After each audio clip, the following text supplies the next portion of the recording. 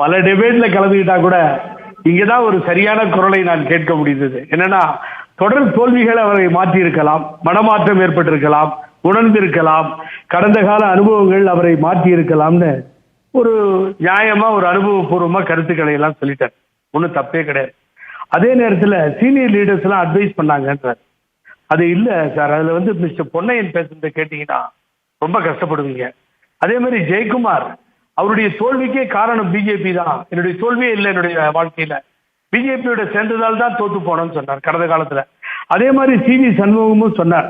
இப்ப நான் முக்கியமான விஷயத்துக்கு வரேன்.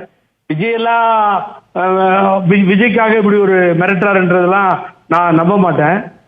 1000 பழனிசாமிகளை சந்திக்கின்ற சக்தி படைத்த, வல்லமை படைத்த ஒரு தலைவராக நான் உள்துறை அமைச்சர் அமித்ஷாவை பார்த்தேன்.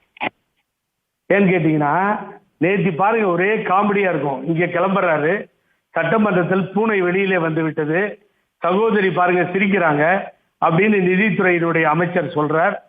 வானதி சீனிவாசன் சிரிப்பை பார்த்து விட்டு அடுத்த நாளே பூனை டெல்லிக்கு போகின்ற நிலைமை ஏற்பட்டு போய்விட்டது.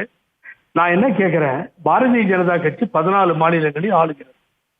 பாரதிய ஜனதா கட்சி மத்தியில இருக்கிறது. அமித்ஷா என்பவர் பெரிய லீடர். அவர் நினைத்தால் எதை வேண்டுமானாலும் எப்படி வேண்டுமானாலும் செய்யக்கூடிய தகுதி பெற்றவர். அதை அவர் நிரூபித்திருக்கிறார், பல கட்டங்களில் நிரூபித்திருக்கிறார்கள். ஆனா என்னுடைய கேள்வி எல்லாம் விஜயன் சார், இவர் இங்கிருந்து புறப்படுறார். ஒரு டிரான்ஸ்பரன்சியா புரட்சி தலைவி அம்மா எதிர்கட்சி தலைவராக இருந்தபோது டெல்லி சென்றார். விஜயன் சாருக்கு தெரியும், பலமுறை நம்ம பேசியிருக்கோம். 2 நாளைக்கு முன்னாடியே தலைமை கழகம் அறிவிச்சிரும்.